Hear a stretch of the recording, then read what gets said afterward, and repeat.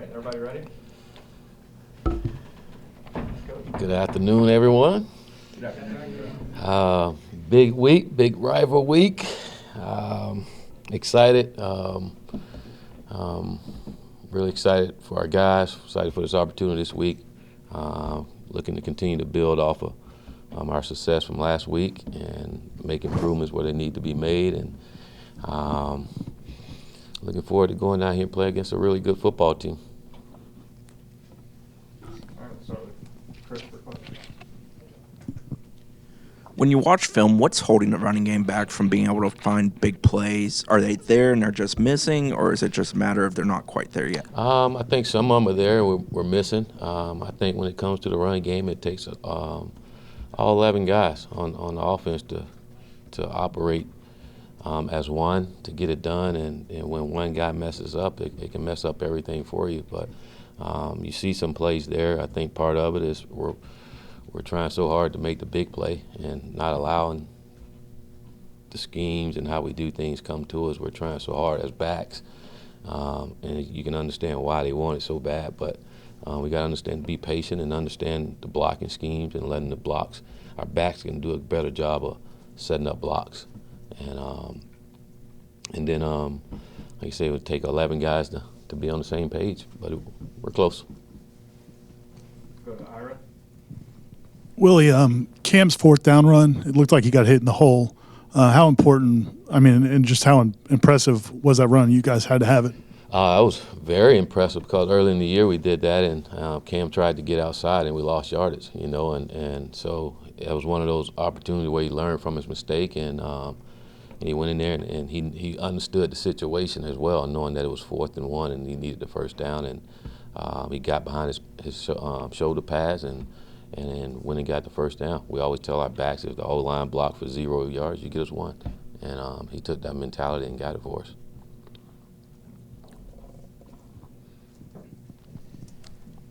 Go to Gene.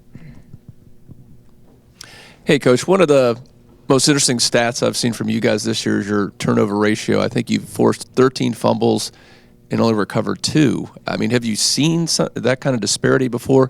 And is it just a matter of luck, or is there something more you can do defensively to grab some of those fumbles? Well, we got to do a good job of getting to the ball. I think part of being around the ball is huge. So when it's on the ground, you have a better chance of getting it.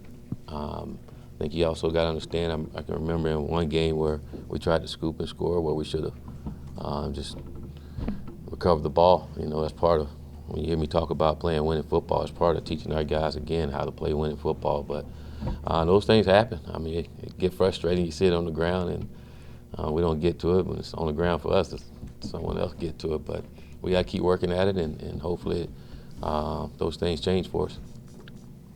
Go to the back right. Coach, first conference win of the season.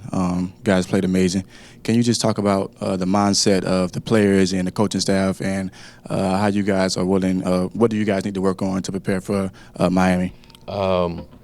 I wouldn't say we played amazing, but we hung in there. We stuck together as a team and found a way to win the ball game, and that was really important for our football team, that they stick together and find a way to win a tough ball game. And I was really impressed by that, how our guys did that, and then to get better, there's lots of areas where we can improve. We talked earlier, running the football, we can be better there, which would be big for us on offense. Defensively, we can be a lot better in the secondary and not giving up big plays, which kind of hurt us there early in the game. So there's a lot of areas to improve on. Those things we can't do against a really good football team like Miami. We got to do a great job of taking care of the football and make sure we don't give up big plays on defense. AJ gets the interception. Murray, he scores a touchdown to seal the game. Can you just kind of give us some feedback of those players and the skill sets that they bring to the team? I was more impressed that both of those guys made plays for us, being seniors on this football team, and making plays when we needed them to be made, and that was huge. You think about, we got a group of seniors that didn't necessarily ask for the change that happened, and to have a new coaching staff in here and for those guys to buy in what we're asking them to do is been very impressive for me and then for those guys to step up and make plays in a game like that says a lot about them and their character and how they feel about Florida State. Go over to Sean. Coach, when teams are in obvious passing downs, have you thought of maybe throwing a third cornerback out there, or do the guys who are out there just have to do a better job in coverage? We just got to do a better job in coverage. I mean, when guys just running free, I don't think that's just having an extra DB in the game or not. That's technique, that's missed assignment, and we got to do a better job of from technique and assignment standpoint and making sure our guys, as coaches, making sure our guys are where they're supposed to be. Growing up a Florida State fan, I guess, do you have any memories of the Florida State-Miami rivalry from growing up? And what's it mean this weekend to kind of get to be a part of that? It's one of the biggest rivalries in college football. And when I was growing up, that game pretty much came down to the national championship game for a while there. And again, I probably said it before, just remember when that week came on, we had a Little League game. As soon as that game was over, we were all watching TV to watch the Canes and the Noles play, and it's one heck of a rivalry. You know, it's going to be physical. You're going to see some big hits, some big plays, guys flying around.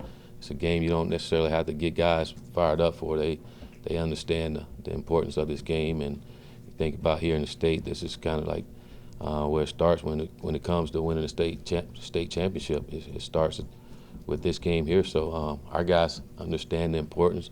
I'm excited about it. This is why you signed up to come to a place like Florida State to play in games like this, and we're excited about it.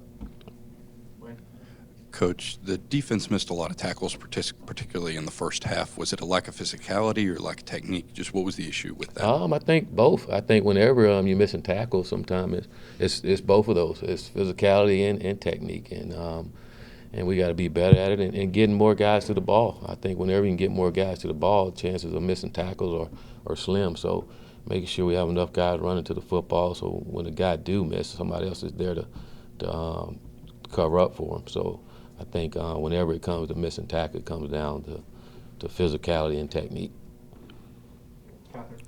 As far as the O-line, protection was much cleaner than previous games, and Francois was not sacked all game. So do you credit that to Dickerson's return, and what does his impact, his presence, have on the team? Well, I think we all know Landon is one heck of a football player for us, and to have him back was huge for our offense. But I think overall, one guy just doesn't make that happen. I think our offense line was just got better in the ball game. Each week they're getting better. We're still not as consistent when it comes to depth and having guys in there playing together enough. But the guys that's playing now, they're getting a little better each and every week, and that's what we want from them and expect for them to do, is to continue to get better each and every week. We'll go to Lane in the back. On AJ's interception, he said he saw the tight end signal to the quarterback. Is that what you saw on the play, and is that a matter of a guy paying attention and putting himself in a situation to make a play for the team? I tell you, for me, it was a really proud moment for me, because all throughout the week I'm back in the secondary with those guys and constantly in their ear about looking at certain things coming out of the huddle, and it paid off for him. You know, in that game, he was paying attention, and he said he saw the tight end talking to the quarterback, and he thought they would probably throw the ball there, and then when they did, he was shocked, and he went and got it. But that was a guy that just locked into the game situation and things before the snap of the ball. And when you play in football like that and you're locked in, good things can happen for you. Coach, what's something that you understood about Louisville before going in? What's something about Louisville I understood? Yeah, about the team that you... Well, I knew it was tough playing up in Louisville. Whenever you play up there, it's tough to play, and new Coach Petrino would have his guys ready to play, and which they did. And again, we were going to win in a tough environment, and we knew it was going to be that way. And it was great to see our guys overcome it. Willie, you talked about it a little bit before on the secondary. You guys are also blitzing a lot and doing a lot of things to try to pressure the quarterback. Is there some give and take there, or do you have to live with some of that, or are you not happy with how the secondary played? We just got to play better. I mean, I keep repeating myself, but we got to play better with technique. I said it after the game Saturday. I said it again. I mean, you watch the film, bad technique. Guys aren't where they're supposed to be.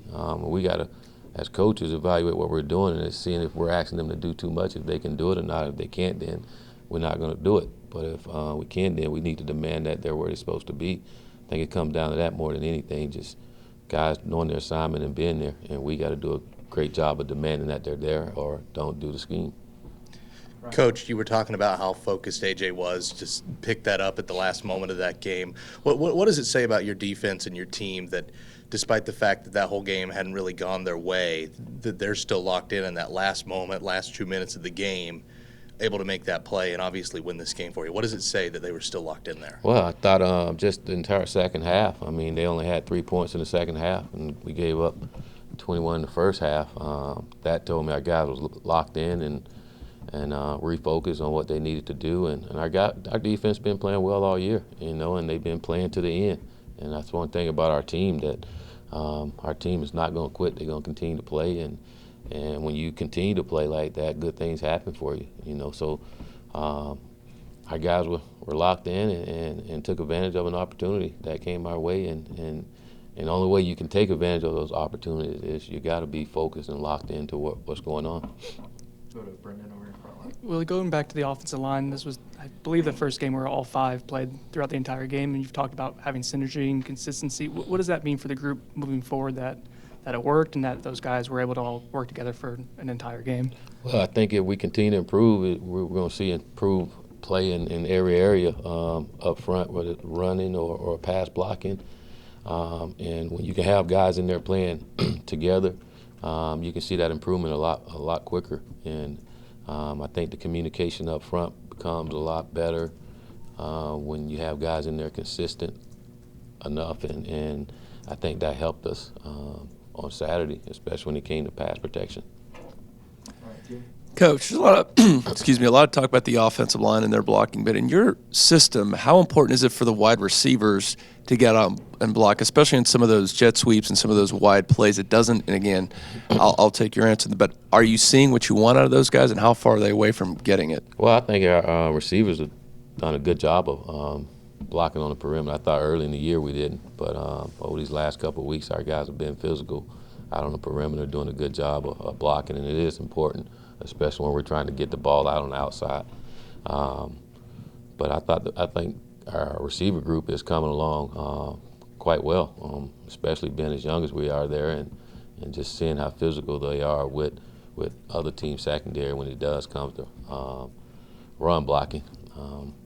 I think we can see more of them blocking out there. We get the ball and have some big runs for us, so we can see those things. And like I say, we're close, and we had some good runs in that game, and we just got to be more consistent with it. And I will say this too, when it comes to running, we got to start fast.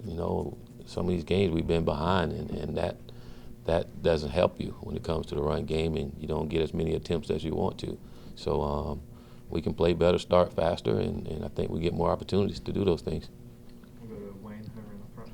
Coach, it seemed like Cole Minshew had the best game that he's had so far this season. Just how nice is it having him healthy, and what does he bring to the table when he is healthy? Well, I think what's happening with Cole now, he's starting to get in football shape. He hadn't, since I've been here, hadn't practiced a lot, not much in the spring and not much in training camp. So now he's starting to get himself in football shape, and each week he's gotten a lot better, and he's playing a lot more now. So the more reps he gets, the better he is. And again, I think it's more of him getting in football shape, which is helping, and it helping our football team.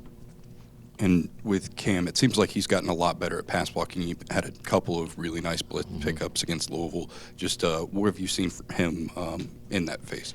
He's been big time in it, and I think as a back, that's a want-to thing. You got to want to do it, and Cam take pride in it. I thought he did a great job on Saturday, stepping up in there. And Louisville blitzed quite a bit, but stepping up and making some of the blocks that he did and allowed DeAndre to throw the ball was huge, and that's so critical. In the passing game, our backs got to be like offensive linemen and helping us in that. And it's great when you have backs that's big enough, strong enough, and willing to go in there and get physical when it comes to pass protection. And again, he's done an outstanding job with that for us. We'll go Tim in the front. Live, it looked like DeAndre had a really nice game, especially in the second half. Just after reviewing and watching, what did he do well? What did it look like to you, and what kind of progress did he make? Well, I thought in the first half there was a mixture of a couple of things. A couple of throws he missed. I'm not getting, but anyways, he missed a couple of throws there, and but then he settled down a little bit there in the second half and started executing the offense, But he was really good in the locker room. He was really good on the sideline, talking with his guys, talking to them about not looking at the scoreboard, but playing one play at a time. I mean, you constantly heard him saying that every possession that we started the ball. He just was a great job of talking to his teammate and keeping them locked into what they had to do. And then when he made that pass play to Terry, I think that really opened up some things for us and got everybody excited and fired up to play ball. Go to Ira.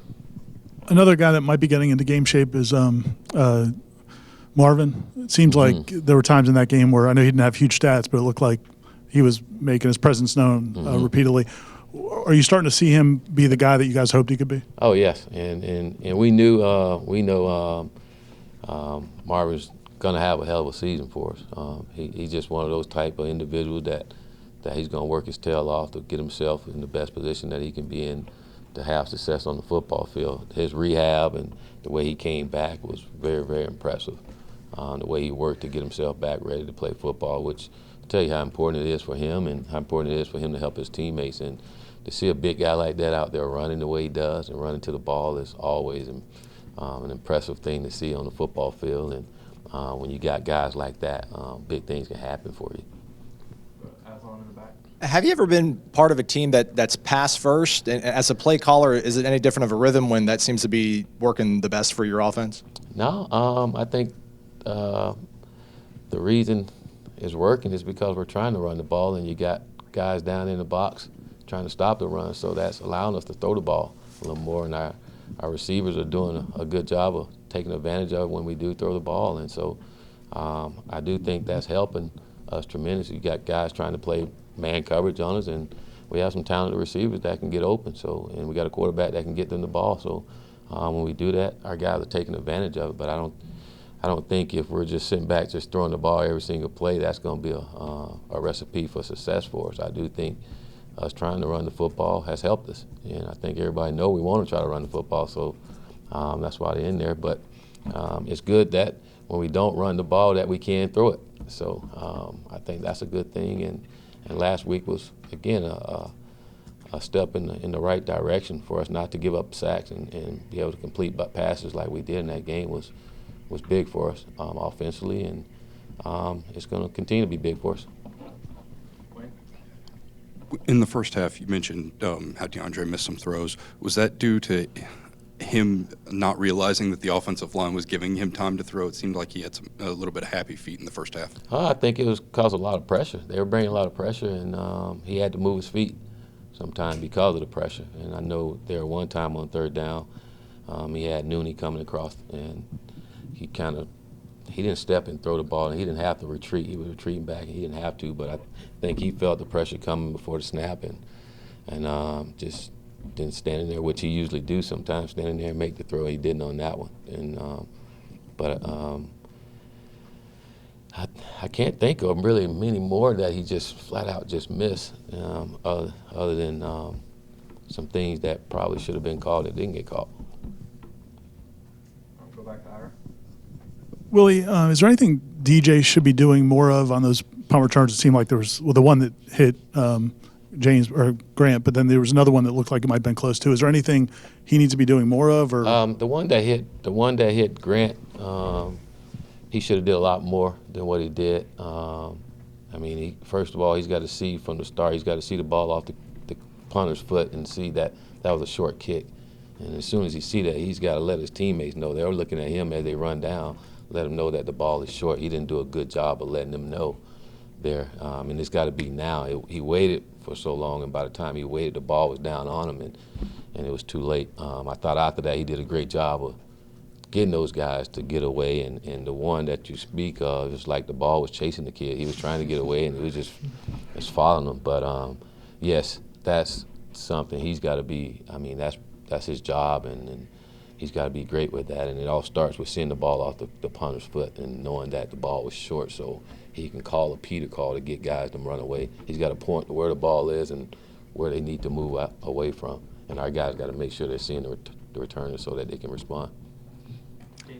Coach, another special teams question. On kickoffs with a new rule where you can fair catch it anywhere and get it on the 25, is there any kind of guidance for those guys when they're back there? Is it just their judgment call if they're fielding it around the goal line, 5-yard line, or what are you telling those guys on returns? Yeah, when the ball is so far in the end zone, we're not running it out of the end zone, you know, and our off returner is going to get there to make sure that our returner don't take the ball out of the end zone.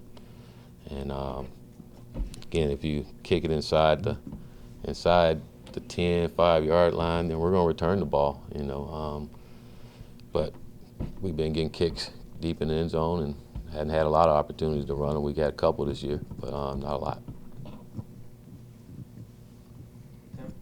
Just wondering, do you have much relationship, or do you know Coach Richt at all? I know he was here while you were playing, and I don't know if your paths would have crossed, but have you met him, or I'm sure you've met him, but have you talked to him, and do you know him well at all? Yeah, I've met him, and I know Coach Richt. I wouldn't say know him well, but I know him, and I've been knowing him a long time because I've been a fan, and when he was the OC here, from that standpoint, and we've talked a couple times since I've been head coach here at meetings, and we talked on the phone a couple times. So, yeah. Bob on the left. Hey, Coach, Derek Kelly, has he been able to return to practice, and what's maybe his outlook? Derek is getting a lot better. I would say, if I had to put it on it, I would say he's one of those day-to-day guys.